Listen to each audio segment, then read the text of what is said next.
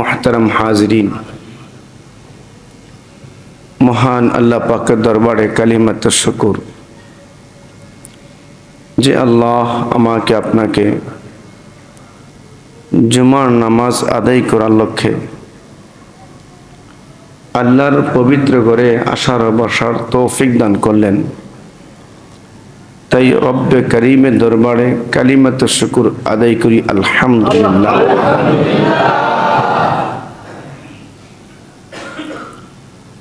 বর্তমান যেই মাস চলছে রবিউল আউয়াল মাস, এই মাসেই আমার আপনার কলিজার টুকরা, আমার আপনার হৃদয়ের স্পন্দন, এই কুল কায়নাতের এই সৌন্দর্য, এই নিজাম সবকিছু আল্লাহ তাআলা যার মহাব্বতে সৃষ্টি করেছেন তিনি হলেন আমার আপনার রসুল, আমার আপনার নবী, আমার আপনার মহাব্বতের বস্তু ব্যক্তি জনাবি মুহাম্মদ রাসূলুল্লাহ সাল্লাল্লাহু আলাইহি ওয়াসাল্লাম। আল্লাহর পরে যার শান তিনি হলেন আমার আপনার নবী মুহাম্মদ রাসূলুল্লাহ সাল্লাল্লাহু আলাইহি ওয়াসাল্লাম। আমরা এই মাস ভরে যেই ব্যক্তির আলোচনা শুনব তার জিন্দেগিতে মিথ্যার কোনো আশ্রয় নেই, যার পুরা জীবনের প্রতিটা মুহূর্ত, প্রতিটা সেকেন্ড আনেওয়ালা উম্মতের জন্য, প্রতিটা মুহূর্ত, প্রতিটা সেকেন্ড, প্রতিটা কাজ, প্রতিটা কথা, প্রতিটা কর্ম, প্রতিটা কাজের সমর্থন সবকিছু এই উম্মতের জন্য, আমার আপনার জন্য অনুসরণীয়। এমন এক মহান ব্যক্তি যিনি কাউকে চোখের ইশারায় কোনো অপরাধের আদেশ দিয়েছেন এতটুকু অভিযোগ পর্যন্ত নাই। সেই নবীর আলোচনা, সেই নবীর সিরাত একটা মৃত সমাজ, একটা মৃত জাতি, একটা মৃত ব্যক্তিকে জীবিত করে। আমি আপনাদের সামনে গত জুমায় আমি আমার চেষ্টা বা সাধ্য অনুযায়ী চেষ্টা করেছিলাম যে আমরা আজীবন প্রত্যেকটা ওলামায়ে কেরামের কাছ থেকে অজ্ঞতার যুগ ছিল শুনতেছি। এই অজ্ঞতার যুগটা কোন কোন কাজকর্মের কারণে অজ্ঞতার যুগে পরিণত হলো সেই কয়েকটার গুরুত্বপূর্ণ দিক তুলে ধরেছিলাম। একটা মানুষ কি পরিমাণ অজ্ঞ হইল, একটা ওট আরেকটা ব্যক্তির ডিম, পাখির ডিম ওট ভেঙে ফেলছে। ওট ডিম ভাঙলো কেন? এই নিয়ে হত্যার পরে 40 বছর যাবৎ যুদ্ধ, এরপরও এই ডিম ভাঙ্গার সমাধান ওই জাতি করতে পারে না। একটা তুচ্ছ থেকে তুচ্ছ বিষয় নিয়ে যেই ব্যক্তিরা, যেই জাতিরা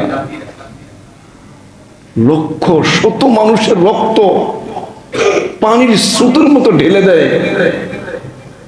এর দ্বারা বোঝা যায় ওই সমাজের মানুষের জ্ঞান বুদ্ধি কি পরিমাণ লোপ পাইছে। সেই মরা একটা জাতি, সেই মরা একটা সমাজ, সেই অসুস্থ একটা সমাজকে যার নূর, যার আলো, যার অস্তিত্বের কারণে পুরা পৃথিবীতে যেই জাতির নাম অজ্ঞতার জাতি ছিল, ওই অজ্ঞতার জাতিগুলো এই পরিমাণ জীবিত হয়েছেন, যেই জীবিত হওয়ার ফলে ওই জাতির প্রত্যেকটা লোক এমন এক পর্যায়ে পৌঁছেছেন যেই লোকগুলোকে স্বর্ণযুগ বলা হয়। আবার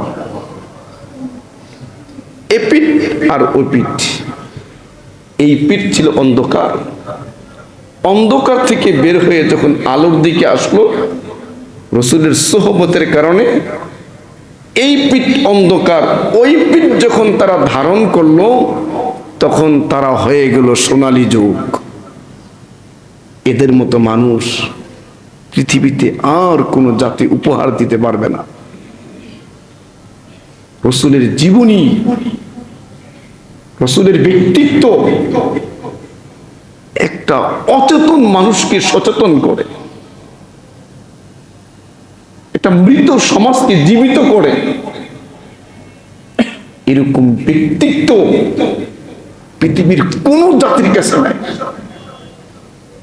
আমাদের গর্ব, এটা আমাদের বড় আনন্দ যে আল্লাহ আমাকে আপনাকে এমন একজন মহামানব, এমন একটা ব্যক্তির উম্মত বানিয়েছেন যার প্রত্যেকটা অঙ্গের বর্ণনা, যার প্রত্যেকটা কথার স্বীকৃতি, যার পরিপূর্ণ সত্যতার গ্যারান্টি দুনিয়ার কোন সমাজ দেয়নি, দুনিয়ার কোন দলনেতা দেয়নি, দুনিয়ার কোন রাষ্ট্রপ্রধান দেয়নি। আমার আপনার নবীর সত্যতার ব্যাপারে স্বয়ং রব্বে করিম বলতেছেন, ওয়া ইন্নাকা লাআলা খুলুকিন আযীম, সবচাইতে শ্রেষ্ঠ আখলাক আমি তোমাদের মহামানব মুহাম্মদ রাসূলকে আমি আল্লাহ দান করেছি। আখলাক কাকে বলে? এদের আফসোস, আমাদের নবীর উম্মত দাবি করি, নবীর সিরাত, নবীর জীবন বৃত্তান্ত আমাদের কাছে অনেকেরই অজানা।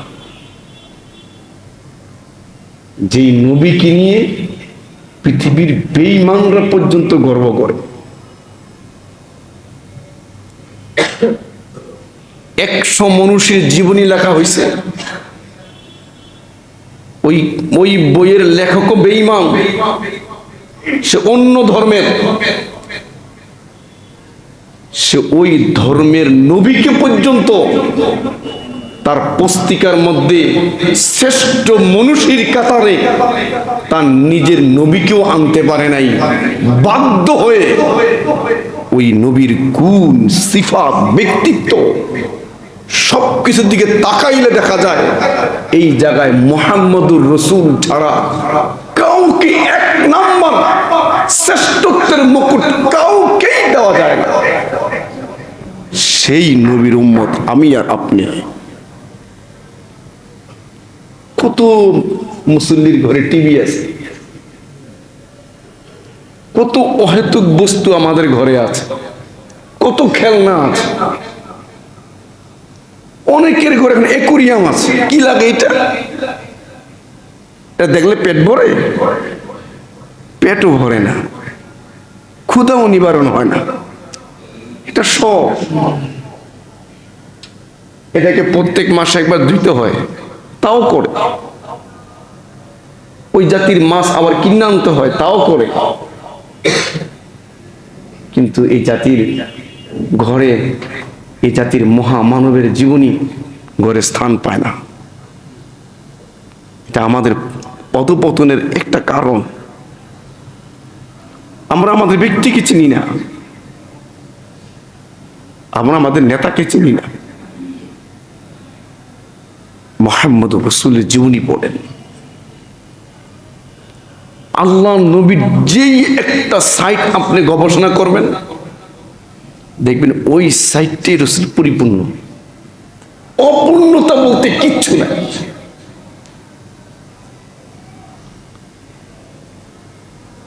ভারত উপমহাদেশের একজন শ্রেষ্ঠ আলেমের নাম বলবে এখন, খুব কথাটা খুব মনোযোগ দিয়ে শুনবেন।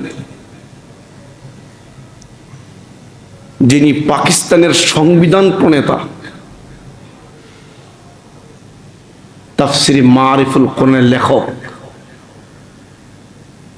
যাকে পাকিস্তানে মুফতি আজম বলা হইত। যেমন আলেম, যেমন সচেতন, যেমন বুজুর্গ, সর্বদিকে পরিপূর্ণ যে ব্যক্তির নাম আল্লামা শফি রহমতুল্লাহ আলাইহি, যিনি মুফতি আজম পাকিস্তান। তার জীবনী পড়ে আপনি দেখবেন কি পরিমাণ জ্ঞান গরিমা। তার সিনায় ইশক রাসূল কি পরিমাণ ছিল। এই শফি সাহেব রহমতুল্লাহ আলাইহি উনি একবারে জীবনের শেষ প্রান্তে উপনীত হয়েছেন, একবারে জীবনের শেষ অবস্থায় আছেন। নাড়াচাড়া, কথাবার্তা সবকিছু বন্ধ। ডাক্তার ওনাকে গভীর পর্যবেক্ষণে রেখেছেন, লোকালয় থেকে নীরব করে রেখেছেন। ওনার সাথে কোনো কথা বলা যাবে না, ওনার ব্রেনে বাড়তি চাপ দেওয়া যাবে না। বর্তমান জামানায় আইসিইউ যাকে বলে, এরকম একটা নিবিড় পর্যবেক্ষণে আল্লামা আহমদ শফি রাহিমাহুল্লাহ ওনাকে রাখা হলো। সবকিছু বন্ধ। মনোযোগ দিয়ে কথাটা না শুনলে বুঝবেন না এর গুরুত্বটা কি বুঝতে চাচ্ছি আমি। উনি এই অবস্থায় এখনো দুনিয়াতে আছেন।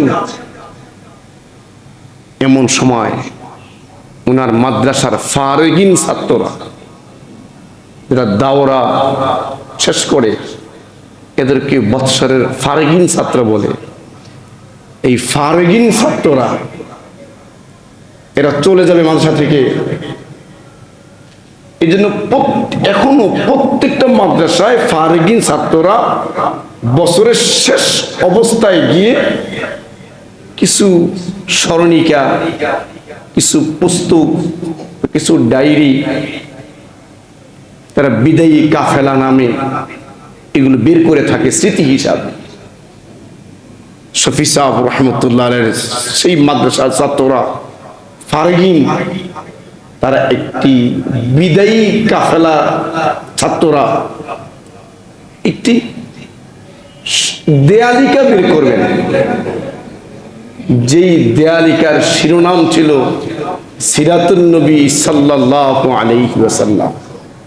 এই শিরোনামে বিদায়ী ছাত্ররা একটি দেয়ালিকা বের করবেন, একটি প্রবন্ধ লিখছেন।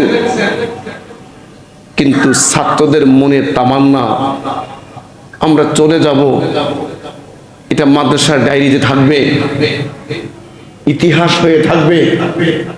আর আমাদের শায়েখ এখনো দুনিয়াতে আছেন, যদি আমাদের এই প্রবন্ধের মধ্যে আমাদের হযরতের একটা লেখা বা একটা অনুভূতি বা একটা সাইন বা একটা স্বাক্ষর যদি আমরা দিতে পারতাম, তাহলে আমাদের কাজের আরো পরিপূর্ণতা লাভ করত।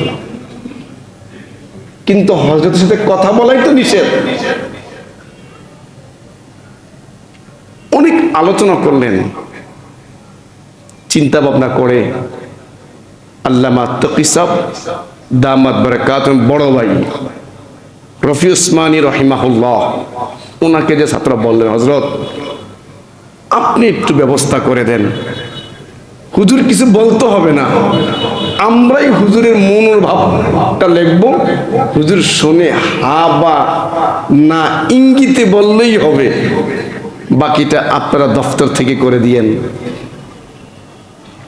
আপনারা বিশ্বাস করেন, যে লোকটা লাশ নিথুর হয়ে পড়ে আছে, কিচ্ছু করতে পারে না। ডাক্তারের সাহায্যে যখন রফি সাহেব রাহিমাহুল্লাহ উনি মারা গেছেন, উনি বাবার কানে কানে গিয়ে যে বললেন, আব্বাজান, আমাদের এবছর ফারেগিন ছাত্ররা রাসূলের সিরাতের উপরে একটি প্রবন্ধ লিখেছে, এর থেকে দুই একটা লাইন আপনি শোনেন, আপনি ইশারায় কিছু বলে দিলে আমরা বাকিটা পূর্ণ করে দেব। শুধু কানে বলা হলো, নবীর সিরাতের প্রবন্ধ, রাসূলের জীবন বৃত্তান্তের উপর প্রবন্ধ। যেই লোকটা নিঠুর, নীরব, নিস্তব্ধ পড়ে আছে, উনি কিছুক্ষণ পরেই নাড়াচাড়া দিয়ে বললেন, ইশারায় বুঝালেন, আমার গা থেকে যে মিশিং পত্র ফিট করা আছে এগুলো একটু খুলে দাও। খুলে দেওয়ার পরে যেই লোকটাকে ধরে 4-5 জন ধরে বসাইতে হয়, বিশ্বাস করেন, আপনারা মানেন কি মানবেন না আপনাদের ব্যাপার। উনি এই দুর্বল, মাহুর, অচেতন লোক নিজ অবস্থায় নিজ শক্তিতে বসলেন, বসে বললেন, আমাকে এক টুকরা কাগজ দাও আর একটা কলম দাও। এক টুকরা কাগজ নিলেন আর কলম নিলেন। এই মাহুর অসুস্থ লোকটা কিচ্ছু করতে পারে না, মৃত বললেই চলে। উনি কাগজ আর কলম নিয়ে লিখলেন, আজীব এক বাক্য লিখলেন। কি লিখছেন? आपके आने से मेरे चेहरे पे जू आता है रौनक, आपके आने से मेरे चेहरे पे जू आता है रौनक, लोग समझता है बीमार का हाल अच्छा। উনি এই কবিতাটুকু লিখলেন, কবিতা লিখে বুঝাইলেন, দুনিয়ার প্রত্যেকটা মানুষ বুঝতেছে আমি সব অসুস্থ, কিন্তু অসুস্থ লোকটা এই মুহূর্তে বসে গেলাম। এই বসে যাওয়াটা আমি সুস্থ হয়ে যাই নাই, কিন্তু অসুস্থ লোকটা বৈশা বৈশা লেখা। সুস্থতার আলামত, লোক সমঝতা হয় বিমার কা হাল আচ্ছা। লোক মনে করে আমি অসুস্থ থেকে, আমি রোগ থেকে ভালো হয়ে গেছি। আসলে আমি রোগ থেকে ভালো হই নাই, আমার দুর্বলতা ঠিকই আছে, আমার রোগ বিমার ঠিকই আছে।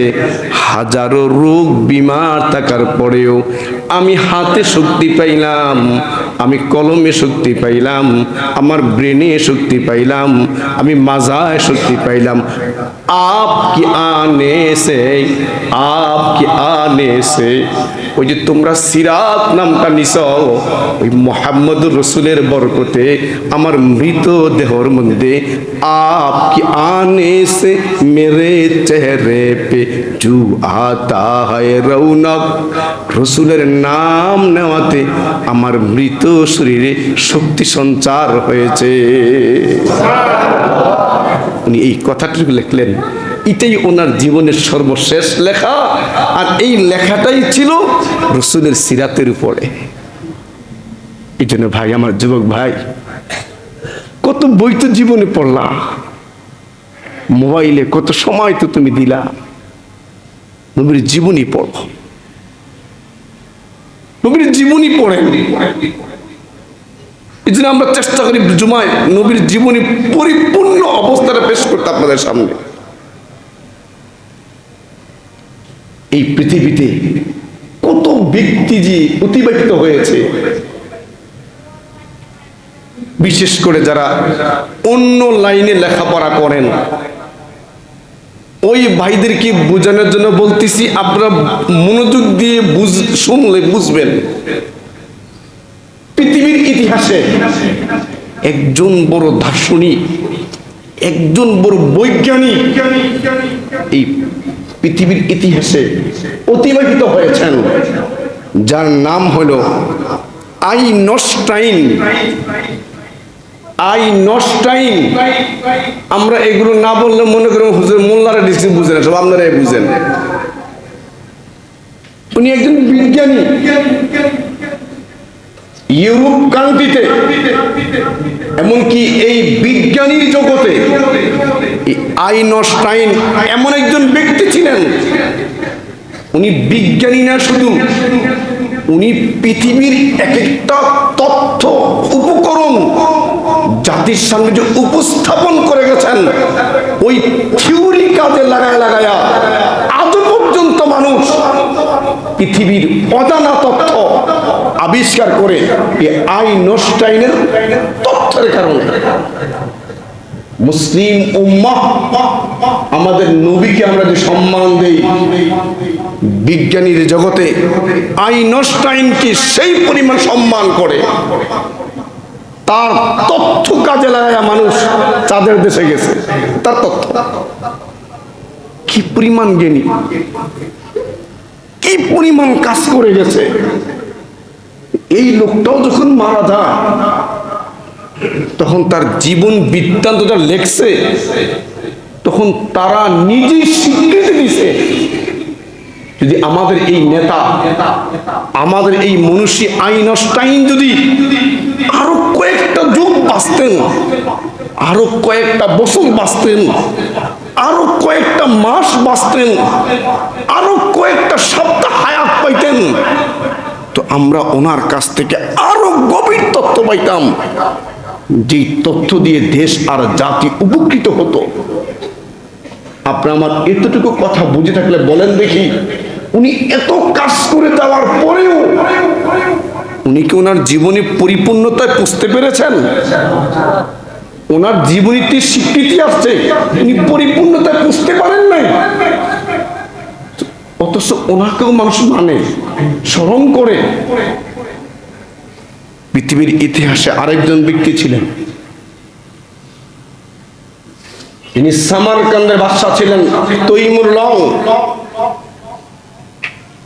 হালাকু খান, চেঙ্গিস খান, এদের পর্যায়ে তৈমুর লং।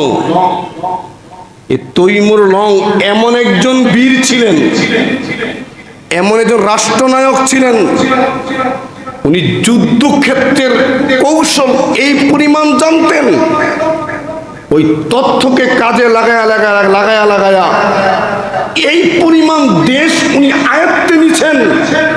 তৎকালীন জামানা ওনাকে বিশ্ব বিজেতা বলা হইতো, বিশ্ব বিজয়ী নেতা বলা হইতো।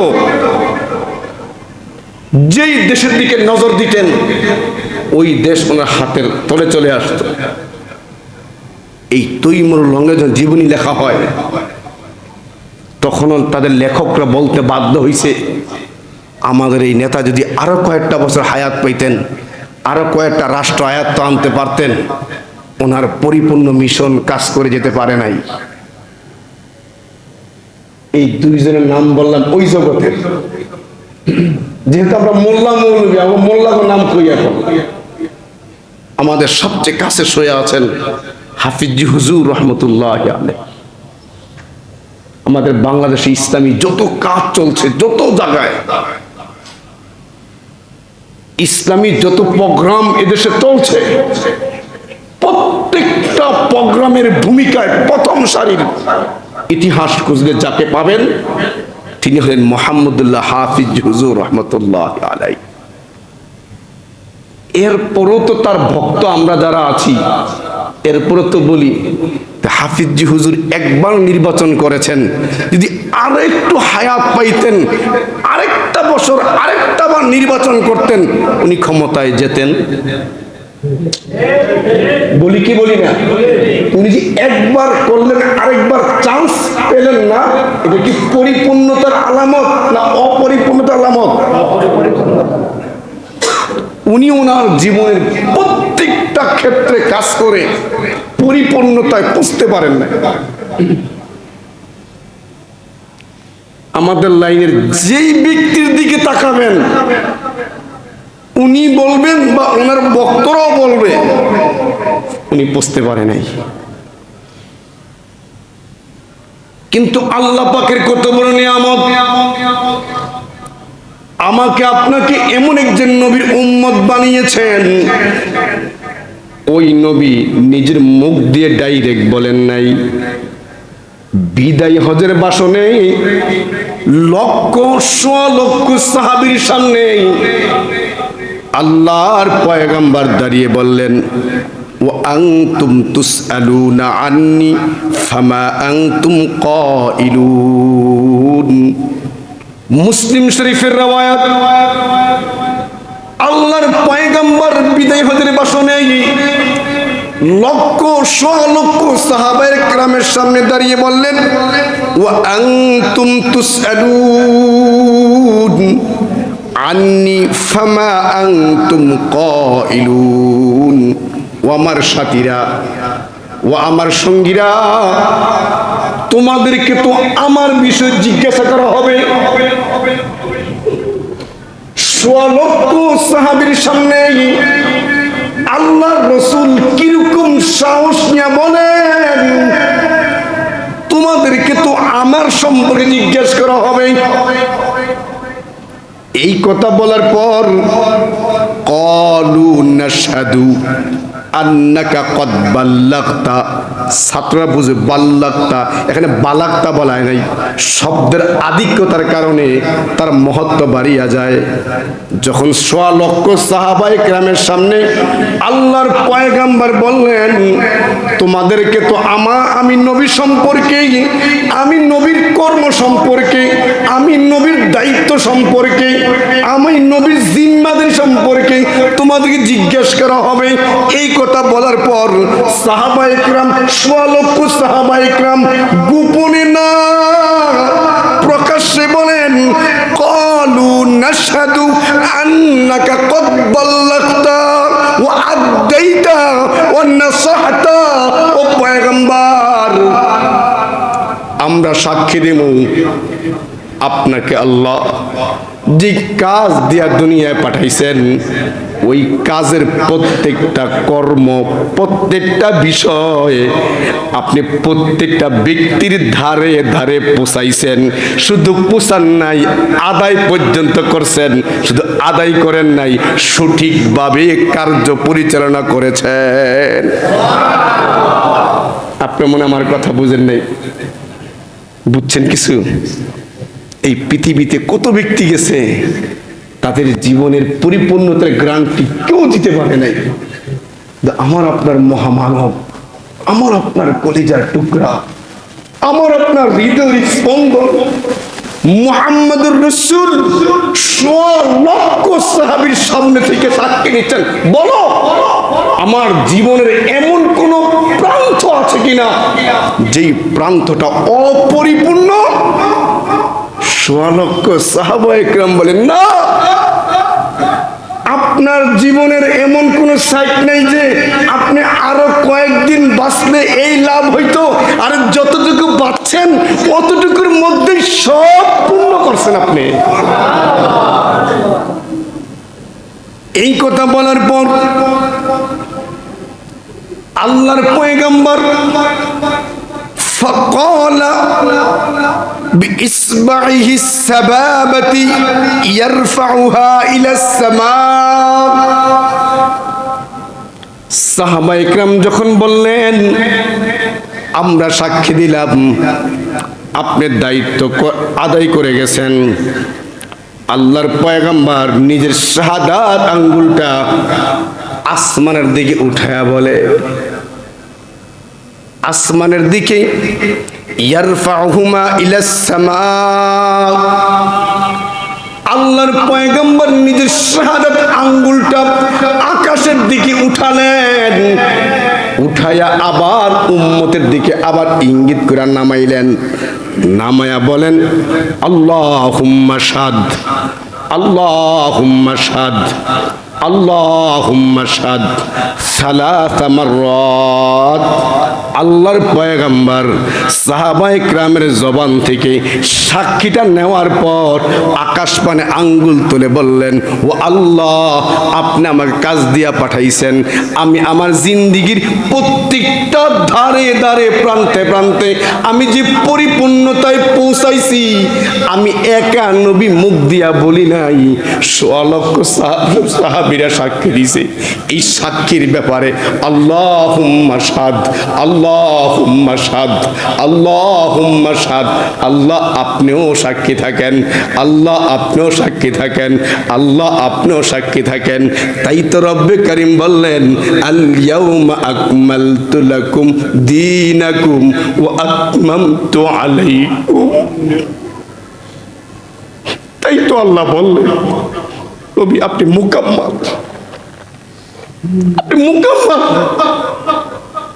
আজ এই পৃথিবীর প্রত্যেকটা মানুষ তার অপরিপূর্ণ জীবনকে শান্তিময় করতে অপরিপূর্ণ নেতার পিছনে ঘুরে, যেই নেতা মিথ্যায় জড়িত, ধোঁকায় জড়িত, প্রতারণায় জড়িত, নারী কেলেঙ্কারিতে জড়িত, মদ জুয়ায় জড়িত, কোনো পরিপূর্ণতাই নাই, ঠিক না বেটে?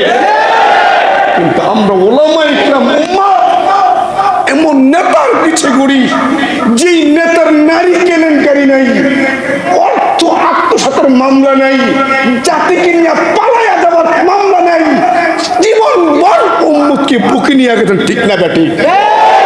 তিনি হলেন নেতা মুহাম্মদ, তিনি হলেন আমার আপনার নেতা।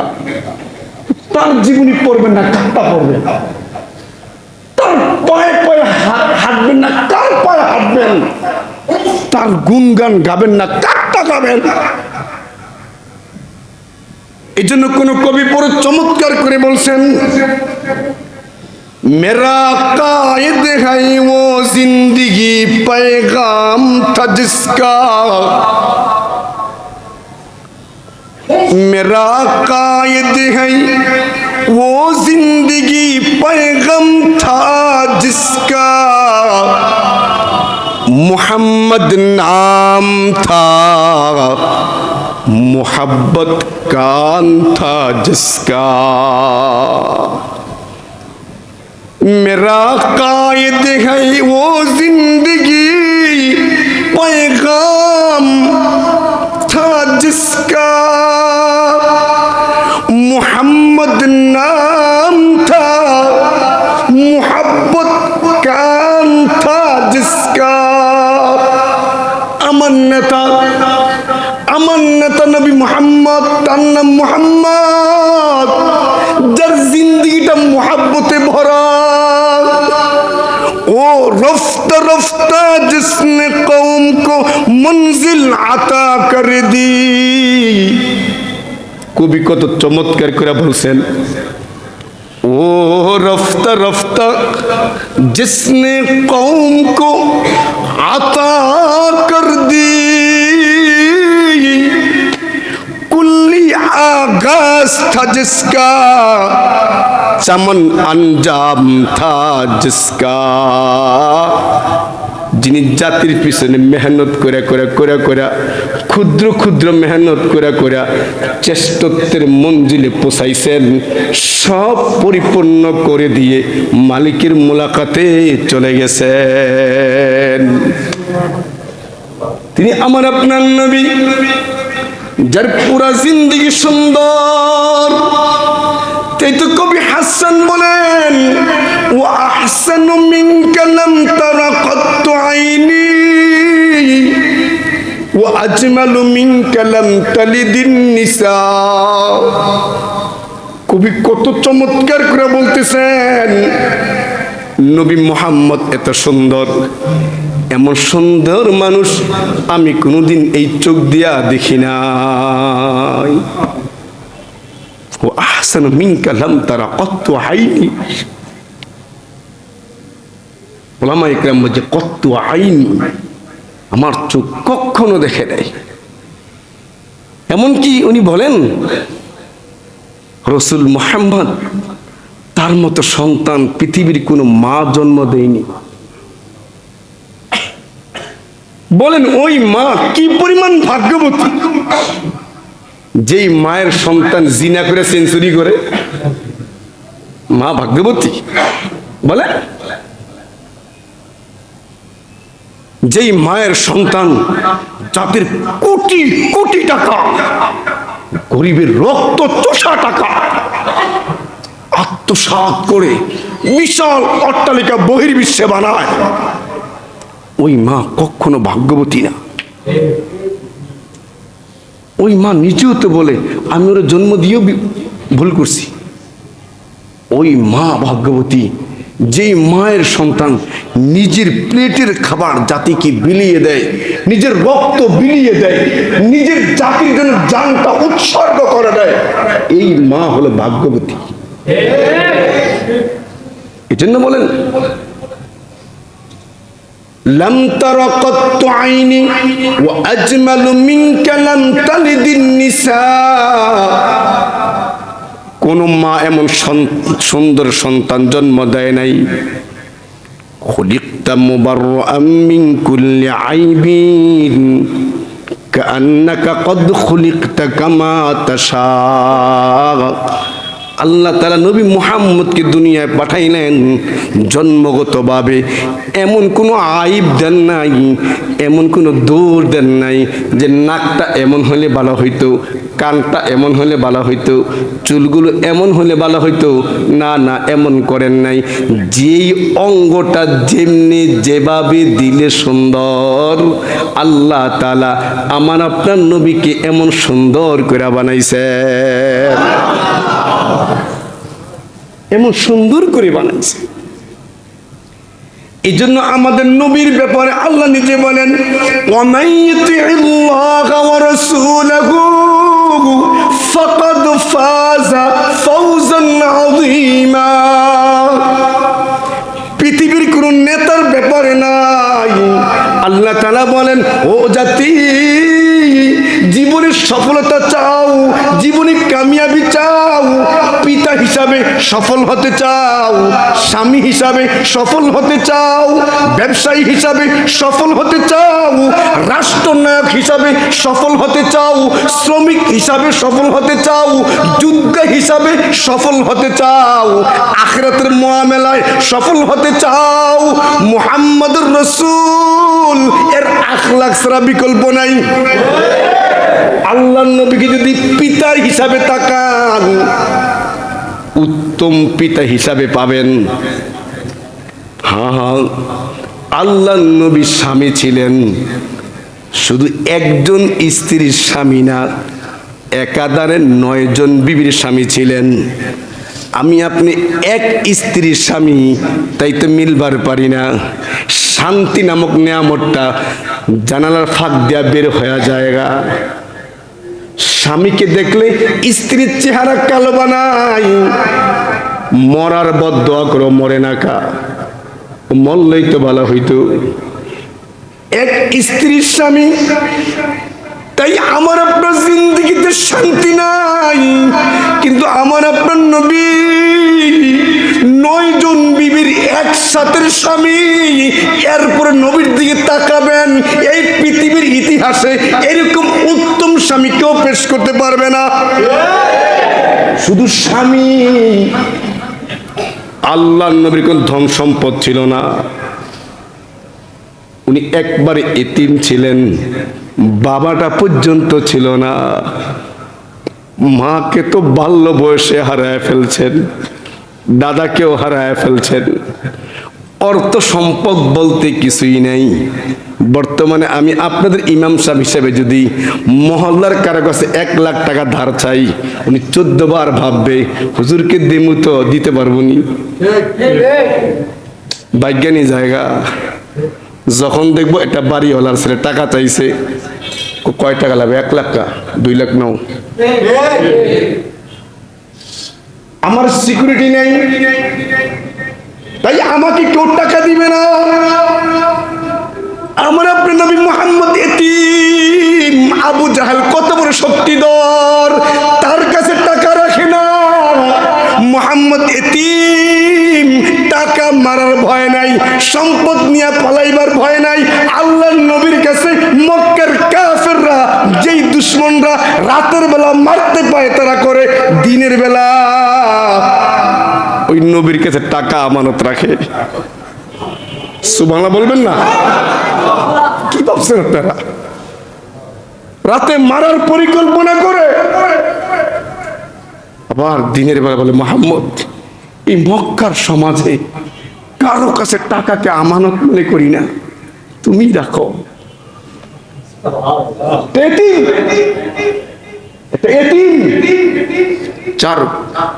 যার কোন ইনভেস্ট নাই, কোন পুঁজি নাই, এরপর তৎকালীন আরবের বড় বড় ব্যবসায়ীরা আল্লাহ নবীর সাথে ব্যবসায়িক চুক্তি করতেন। এরকম বিশ্বস্ত ব্যক্তির নাম হলো আমার আপনার নেতা মুহাম্মদ। আর আপনার নেতা রাগ করবেন বললে আপনার বাস্তবতা আপনার ভুলে যান।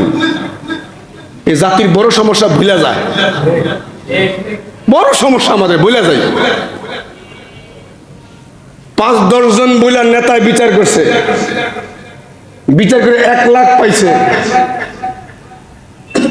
90,000 নেতার পকেটে, আর 10,000 পাতিনের ভাগ করে দেয়। এই হলো তোমাদের নেতা। তোমাদের নেতারা বিপদে ফেলে পালায়। ইসলামের দ্বিতীয় যুদ্ধের ইতিহাস গুলো দেখো। উহুদের প্রান্তরে মক্কার কাফেরদের মোকাবেলায় সাহাবায়ে কেরাম ছত্রভঙ্গ হয়ে গেছে। ওই মুহূর্তে একাই নবী মুহাম্মদ ঘোড়ার উপর দাঁড়িয়ে বললেন, আনা মুহাম্মদ। সবাই পালালেও মুহাম্মদ পালায় না। তিনি হলেন আমার আপনার নেতা মুহাম্মদ সাল্লাল্লাহু আলাইহি ওয়াসাল্লাম।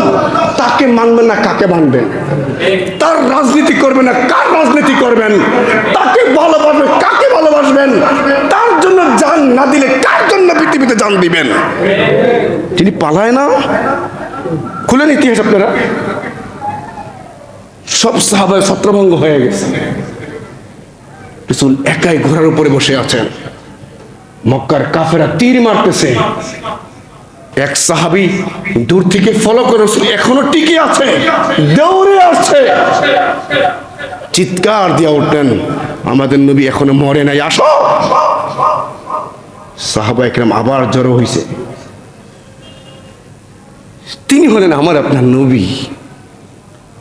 আরে পড়েন নবী রহমত পড়েন, সিরাতে মুস্তাফা পড়েন। এগুলো তো পড়বেন না।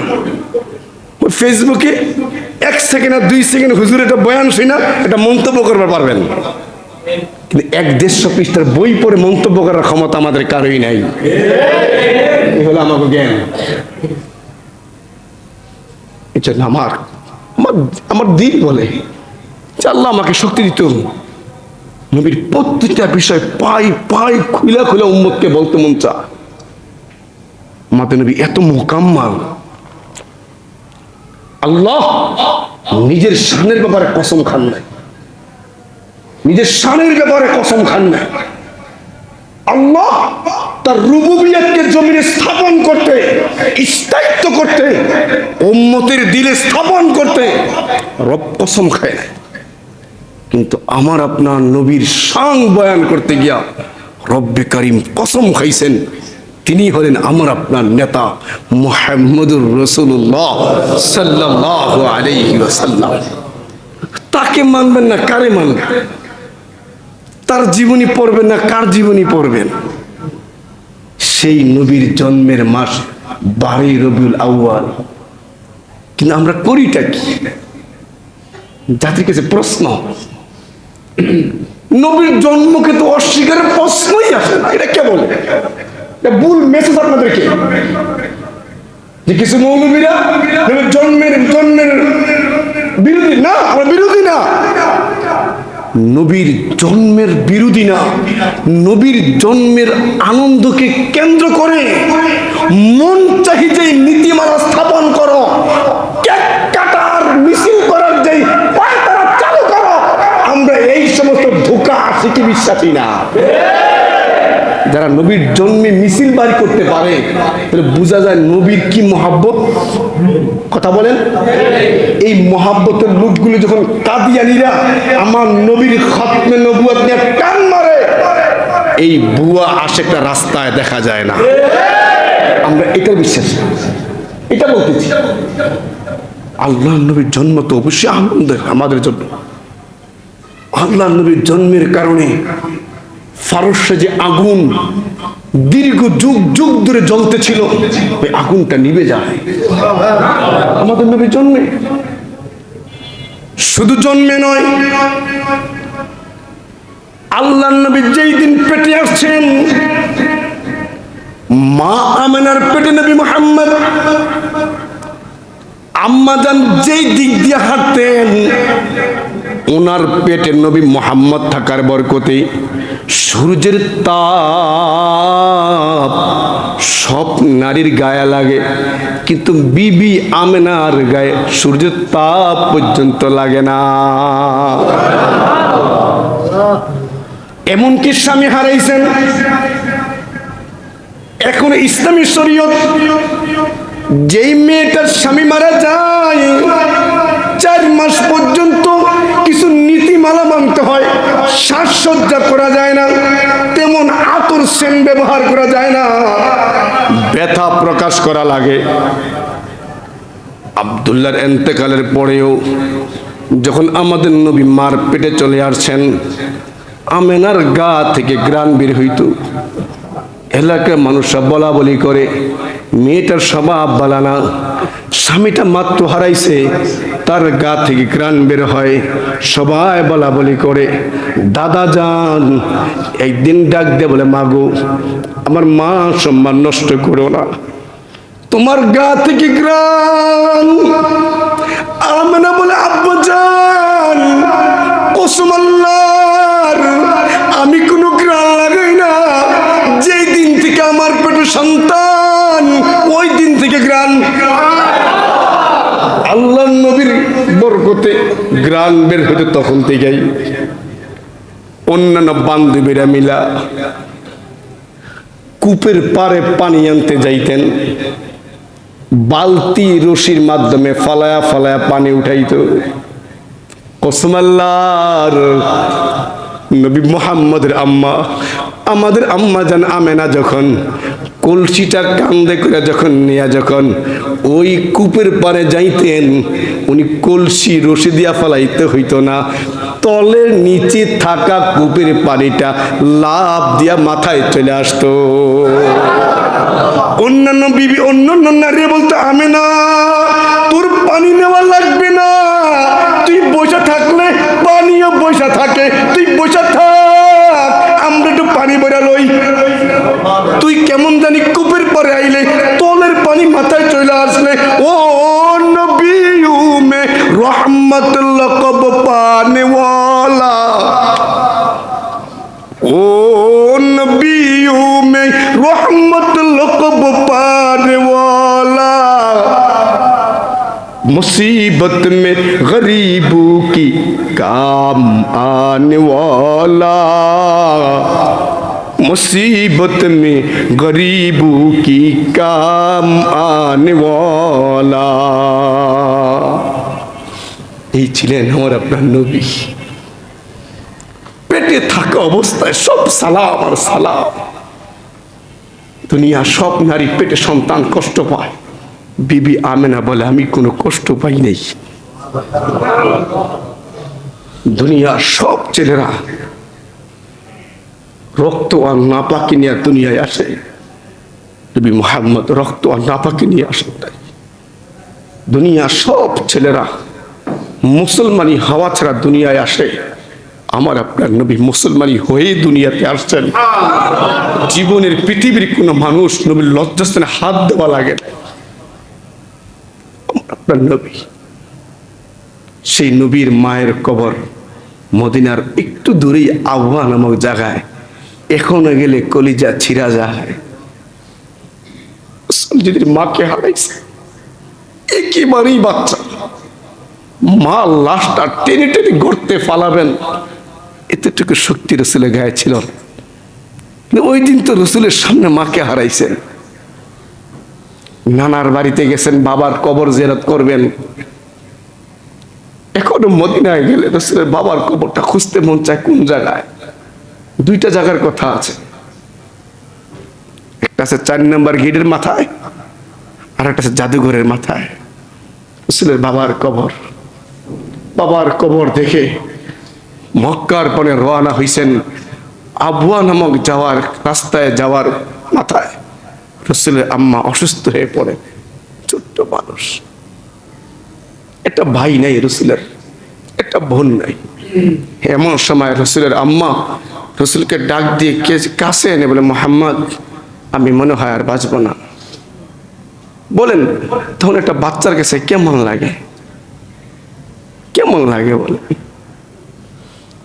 ওই জায়গায় হারিয়ে ফেললেন। কেমনে দাফন করছে আমার মনে হয়, কেমনে দাফন করতে পারছে?